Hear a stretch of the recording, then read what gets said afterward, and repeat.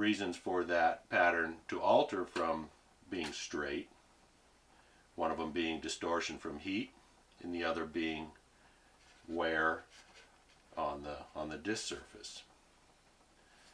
But as you can see, if the disc was accurately machined to begin with and straight and is still within tolerance, not worn out of tolerance, that leading edge of the blade should be straight. Now, the most common result of grinding a blade on a fast spinning disc, and then what you see as a rub pattern, is typically somewhat of a crescent pattern, representing not a straight U-shaped hollow, but more of a bowl-shaped hollow. I've taken a bowl-shaped saucer and made a cutout in the shape of the blade to represent that shape. So when a blade is rubbed on the test plate, you can see that the outer corners touch primarily. You do have the hollow grind front to back, as it should, due to the shape of the wheel, but there is also an arc across the tips of the teeth, which, if the straight plane of the disc had been transferred into the blade, that should be straight.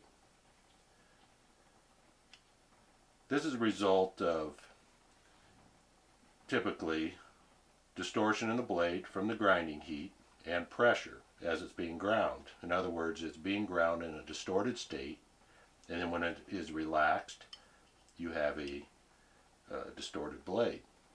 So as you're rubbing such a blade on the test plate, you will see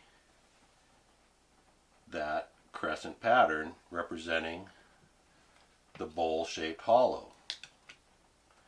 As you can see how this circle here somewhat represents it.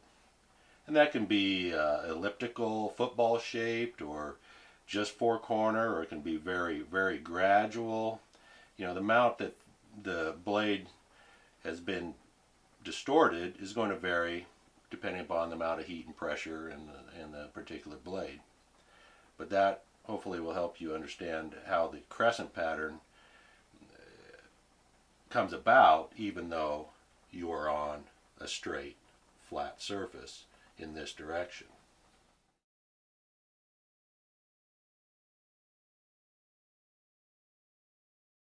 As a disc is used, this plane is slowly worn. It should wear due to there being more of the blade in the center of the disc than on each outer edge, as it's the inner and outer edge as it's being stroked back and forth. It should wear in a gradual dish.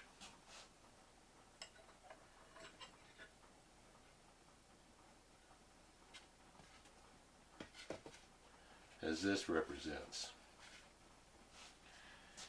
And what that's going to do, when a blade is sharpened on it, is going to make a reverse crescent pattern.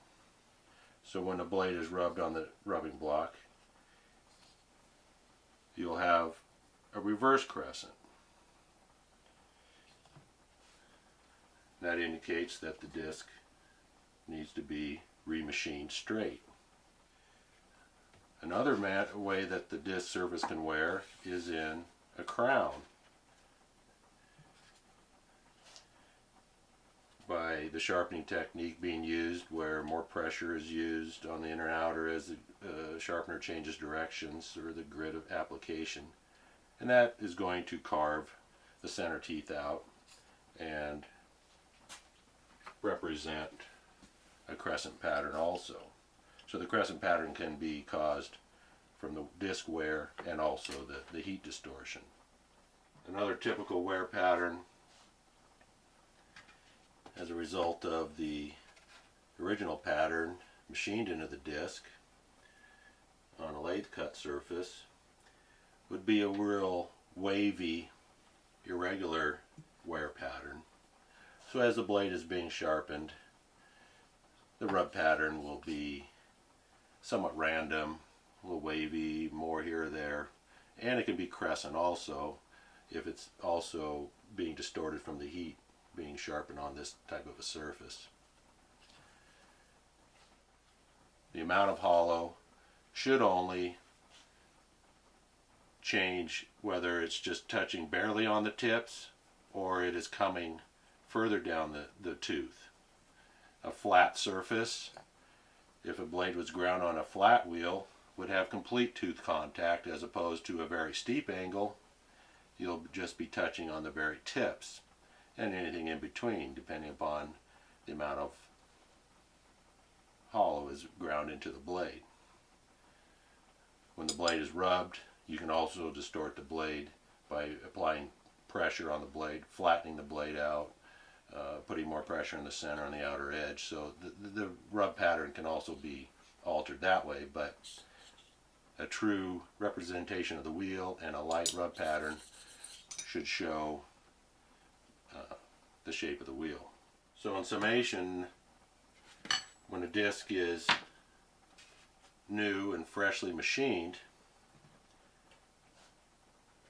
this plane is nearly perfectly straight. And if a blade is sharpened on it and heat not generated so that the shape of the disc is truly lapped into the blade, you should end up with a straight contact across the tips and the amount of hollow based on the angle that the disc is machined at and at which radius you are sharpening on that disc. So hopefully this helps explain the shape of the clipper wheel and how it grinds the hollow grind into the blades. Thanks for watching.